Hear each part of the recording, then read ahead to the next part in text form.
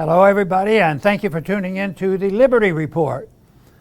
With us today is Chris Rossini, our co-host. Chris, welcome to the program. It's great to be with you, Dr. Paul. Very good. We have a few things to talk about today. One part of our main interest today, we'll be talking about, the corruption, philosophic corruption, and economic corruption of ESGs and what they get away with.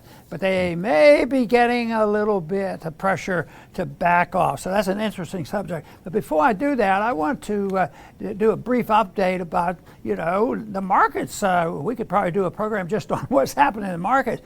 But Powell gave a speech up at Jackson Hole, and I don't think anybody should be surprised at all of what he said, because he more or less, from my viewpoint, said that the Federal Reserve doesn't have the biggest idea what they're doing. And we're flipping a coin, and we're going to pay tough. People have urged us to be tough, so we're going to keep the interest rates higher for a lot longer than anybody dreamed. But what I'm thinking, Chris, is what's going to happen. That's going to injure a few people on Wall Street already. The immediate reaction to that short speech was the stocks were down. Dow was down 550 points. So that's a reaction. But other things happened too. Interest rates, went up, and that's generally, interpreted as good for the dollar because the dollar will pay more interest. But that didn't really happen. That was pretty flat. But interest rates, when they go up, they say, oh, that'll always hurt gold, which isn't true. That didn't happen in the 70s. So, but for the last hour, yes, gold looked at this, and gold went down rather sharply. But by the end of the day, that might be adjusted again, because long term, gold is a good measurement of what happens. And I think the big players, the ones who run the show, the deep staters and the Federal Reserve, I think they pretend gold isn't money and they ignore it and all this. But the experience I had in Washington was they were very, very interested in it. It was sort of subtle. Oh, we don't care about gold. Gold is nothing. It's not money anymore. Mm-hmm. At the same time, they're very interested in it. Interested enough that I am so conspiratorial, I believe they would engage in manipulating the price of gold and with the collusion of the bank. I get a lot of people that would agree with that, and some people say, oh, no, that's too conspiratorial.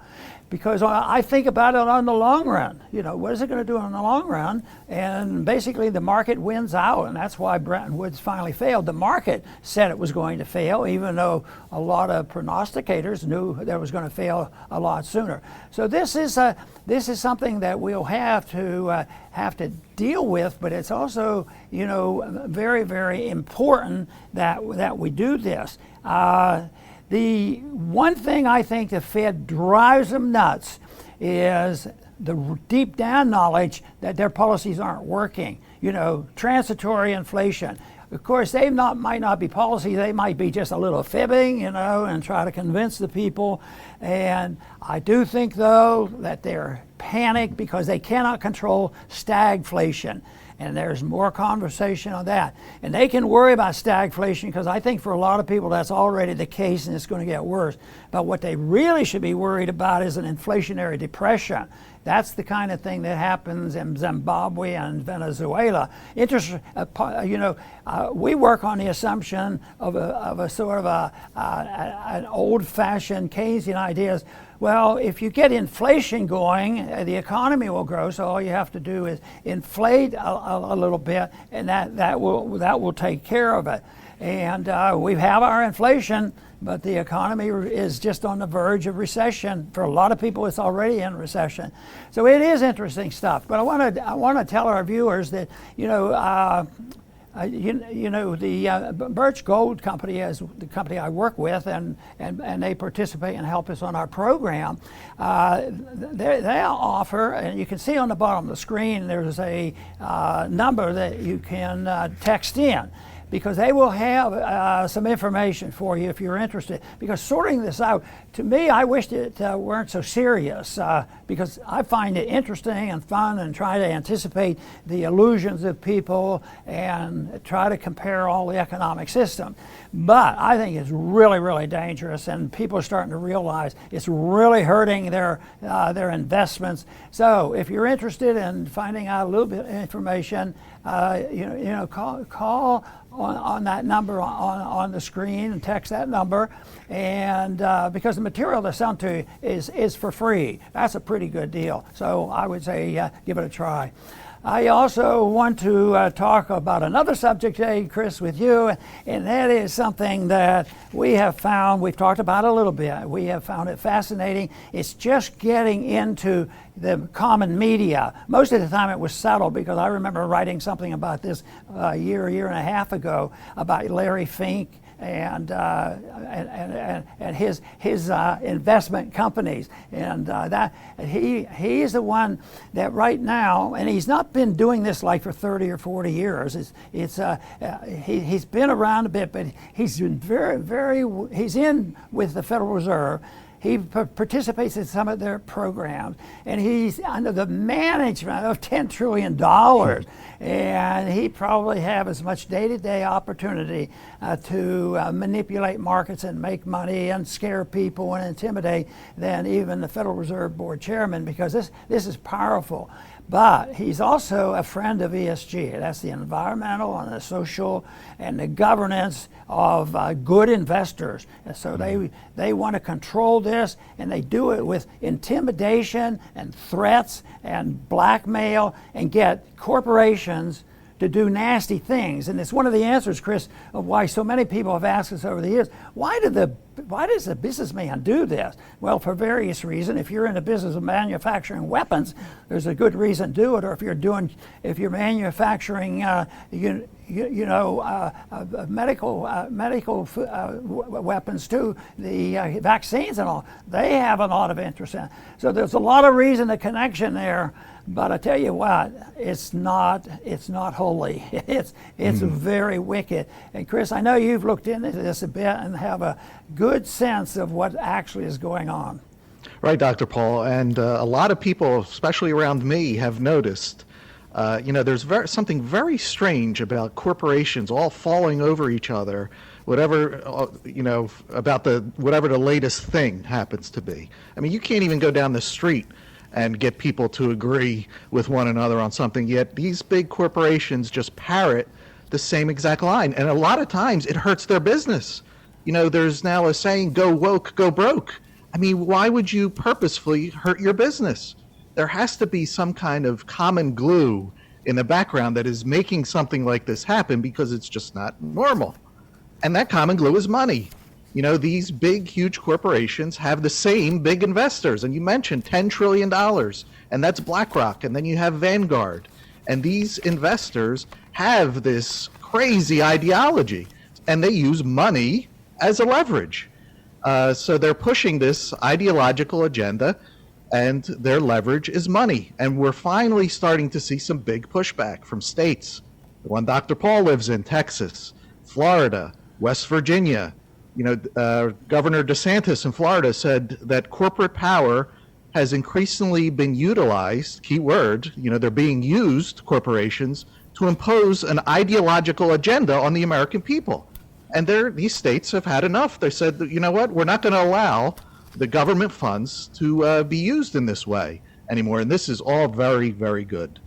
This could be a big domino to fall against this nonsense. Yes, and to make your point about seeing more information about this, I'm not going to read all these titles, but I think I have about 5 or 6 titles sort of addressing this. Like, DeSantis eliminates ESG from state pension investment. That's a big deal. And they say, well, should it get to be political and tell them what they can invest in? Really not, and that's why these people shouldn't be getting away with it. But they shouldn't be, doing this. It's government money, and if they're investing to benefit this social reforms and this cultural Marxism, yes, a governor or whoever is able to, they should step in and get these directions. But so they're clamping down. They're sort of canceling some of these companies. I get they don't use the word canceling, but I call it canceling because that's what they've been doing to some of the good people. If you didn't do what they want, they intimidate you, they cancel you in a cultural sense, and they kick you off all the opportunities that you have. Here's another one. GOP fury over ESG triggers backlash with U.S. pensions, and Florida, Ron DeSantis bans ESG. So it's on and on. It's out there, and they're talking about it. And I think it's important for people to realize this, because they've been intimidated by saying they're going to save the world, because global warming, we have to worry about it. Hey Chris, I don't know if you saw it, but August of this year was the first time in many years that they didn't have one named storm that came into the Gulf. I mean, it was no hurricanes, and yet it was one of the hottest. Oh, okay. Well, no, we're into climate. We're not into global warming. That doesn't work out so well for us. But if you're into climate, it was too hot, and people, that's the reason the electric bills went up. Sure, and maybe a few other reasons too. Their electric bills went up. So it's something that is very important.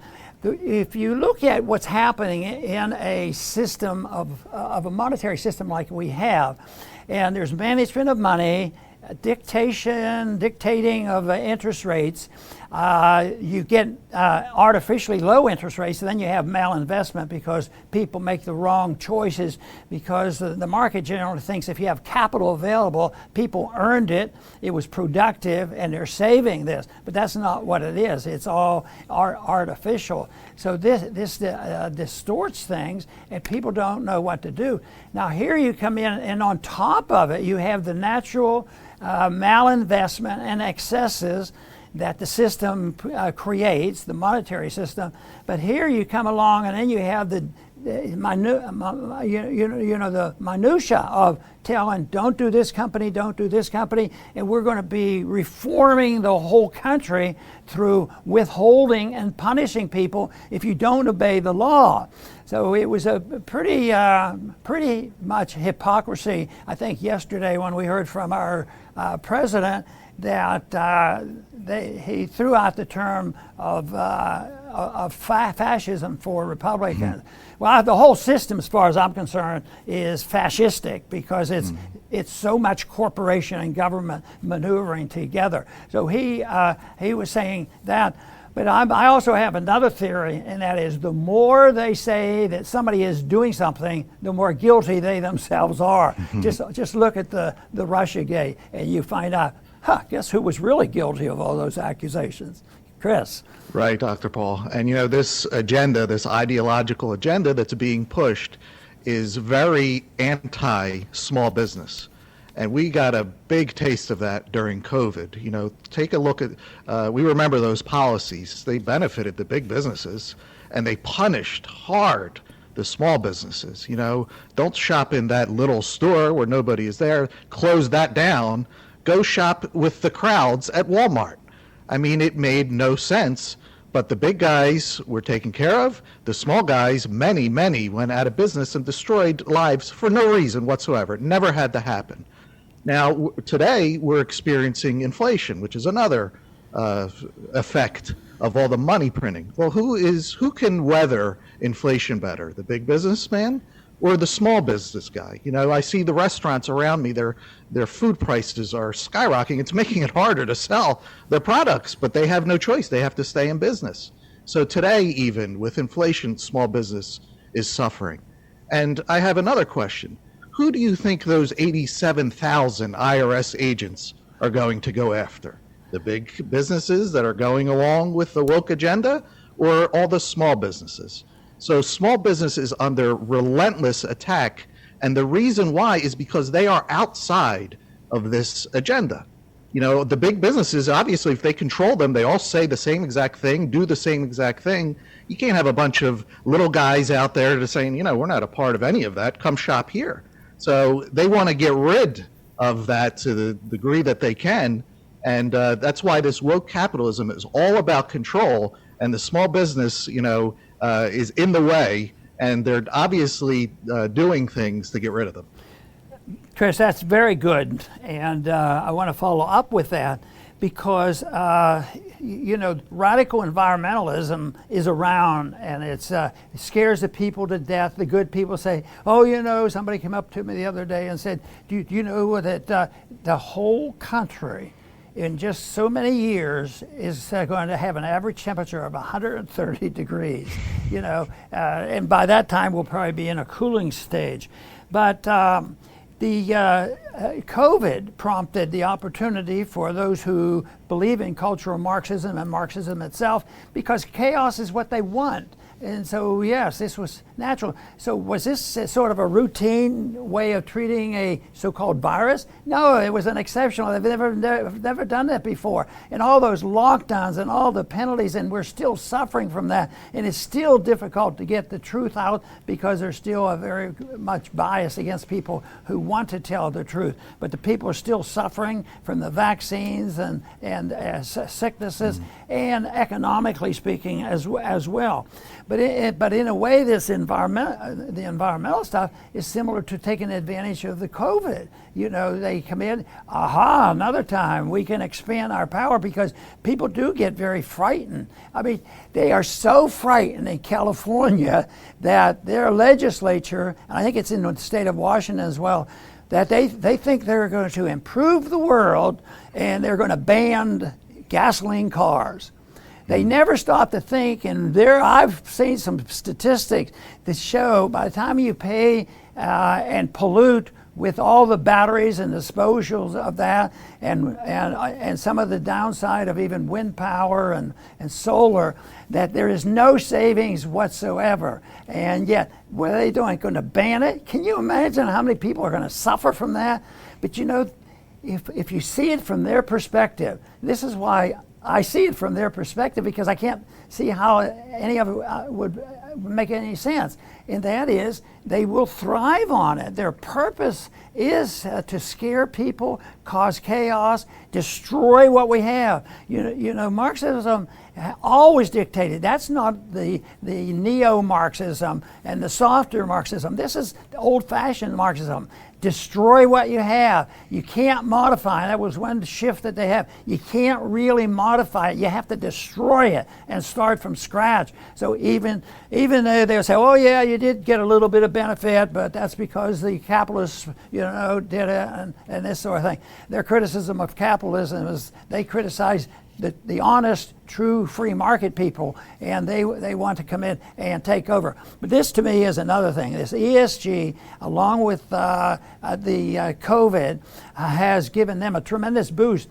But here we had DeSantis standing up to the COVID monstrosities, and here we have him and others, and Texas is standing up to it, and other states are.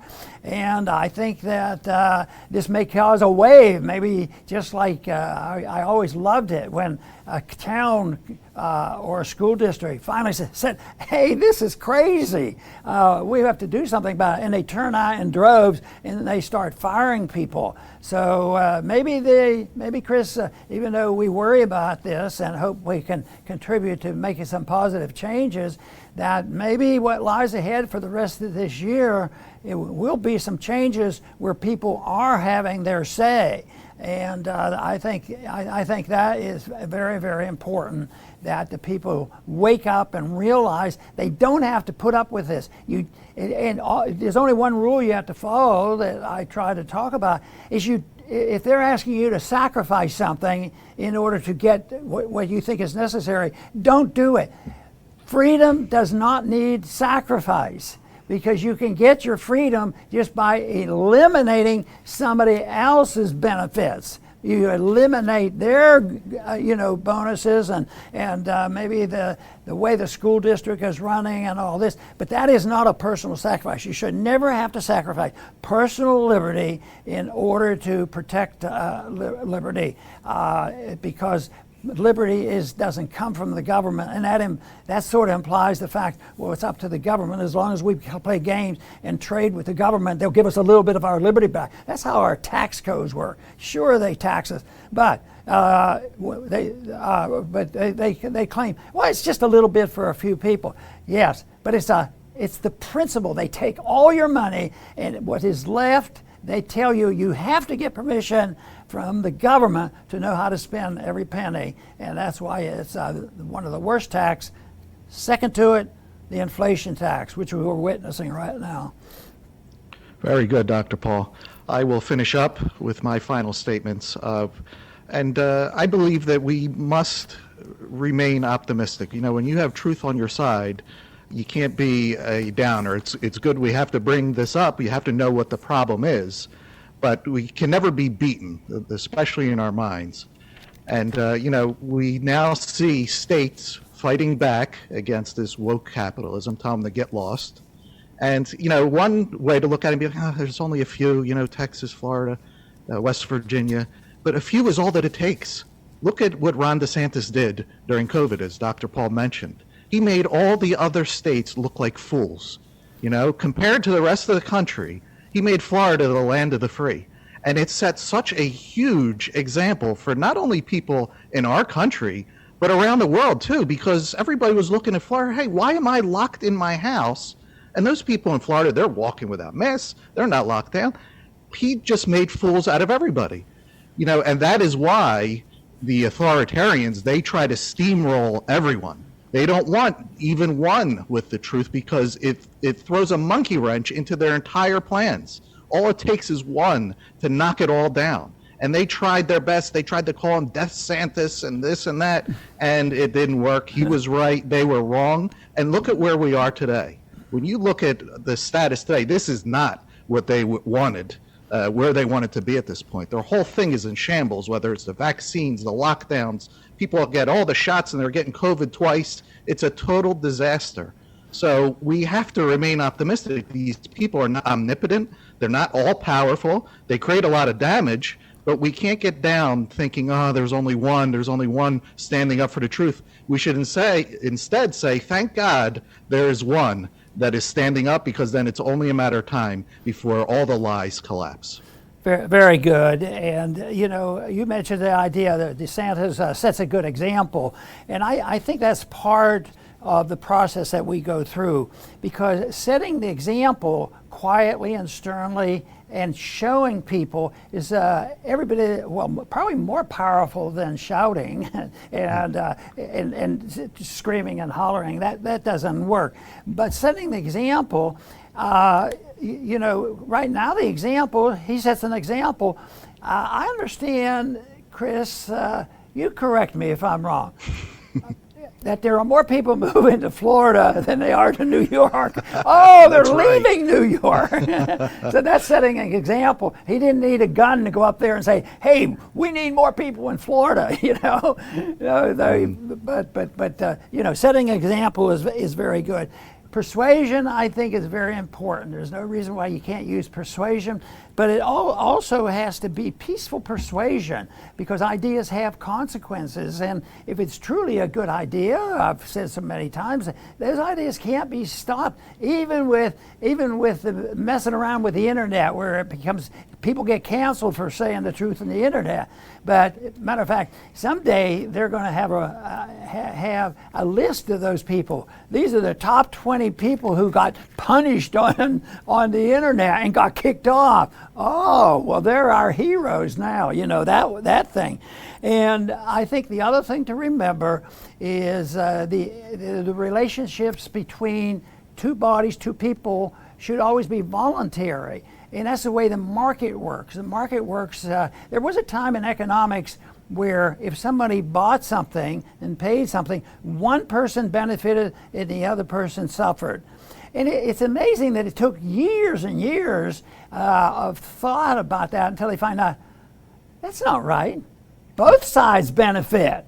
You know, when you have an agreement, one person gets what they're buying, the other person gets the money they wanted, as long as it's voluntary, as long as you keep the government out of it. And once they start regulating, either with interest rate manipulation or price controls, which are yet to come before they're going to wise up. But the voluntary approach, I think, is the example that we have.